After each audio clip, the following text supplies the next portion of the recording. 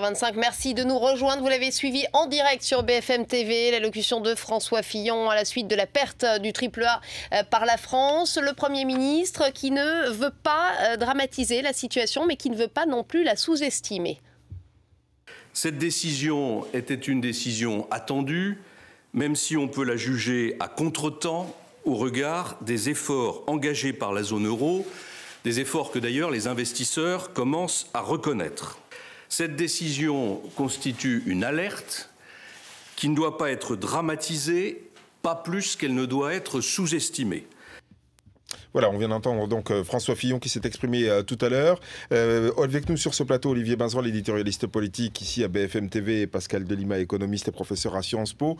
Avec vous, Olivier Benzerolle, revenons sur ces propos. C'est vrai que François Fillon a fait un constat relativement sombre du tableau. En tout cas, il a expliqué que pas mal de mesures avaient été prises pour des mesures dites d'austérité. Mais est-ce qu'il y a des mesures de croissance quelque part? On n'en a pas entendu parler. Alors justement, il annonce des restructurations, des mesures structurelles qui répondent effectivement aux attentes des agences de notation et la nécessité pour restaurer la compétitivité de la France. Et en revanche, sur la croissance, qui est l'autre demande et qui est faite, là, il est beaucoup plus discret. Alors, il a annoncé effectivement une meilleure formation pour une demandeur d'emploi, une réforme du temps de travail. Tout ça, c'est des réformes structurelles. Un autre mode de financement de la protection sociale, c'est également une réforme structurelle, mais ce sont des réformes qui vont avoir des répercussions à long terme. Est-ce qu'en termes de croissance, c'est suffisant? Ça, c'est peut-être la critique qui peut être adressée au gouvernement actuel.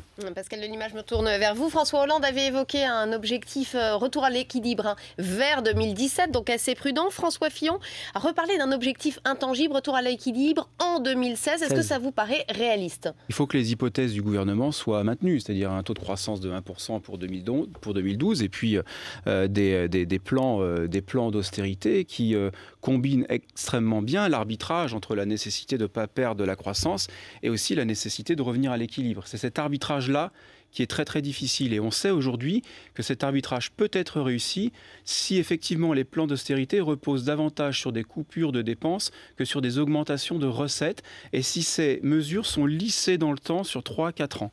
C'est les conditions en fait que l'on constate historiquement dans les plans d'austérité qui ont déjà été mis en place au Danemark, aux Pays-Bas, dans les années 80, dans les années 90, dans un certain nombre de pays d'Amérique latine. Bref, ce sont des règles générales qui doivent être respectées. Si les hypothèses sont maintenues, telles qu'elles sont fixées aujourd'hui par le gouvernement, c'est faisable. Le seul problème, c'est que il y a des estimations qui semblent quand même conforter l'idée qu'on sera plutôt à un taux de croissance de 0,5% en 2012 que de 1%.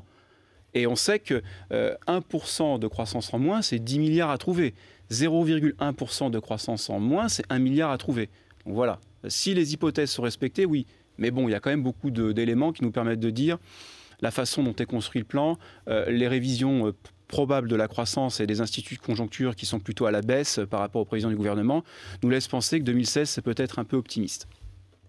Olivier Benzerolle, vraiment en un mot, ces perspectives de croissance sont trop surestimées par le gouvernement? Bon, moi, là, je ne suis pas suffisamment compétent pour parler de ça. Ce qui me frappe, c'est que ce matin, on a d'un côté une opposition qui dit il faut davantage miser sur la croissance et qui n'annonce aucune réduction de dépenses. Un gouvernement qui dit nous allons faire le nécessaire pour les réformes structurelles qui vont amener une réduction obligatoire des dépenses, mais qui ne dit rien de très convaincant sur le support de la croissance. Merci.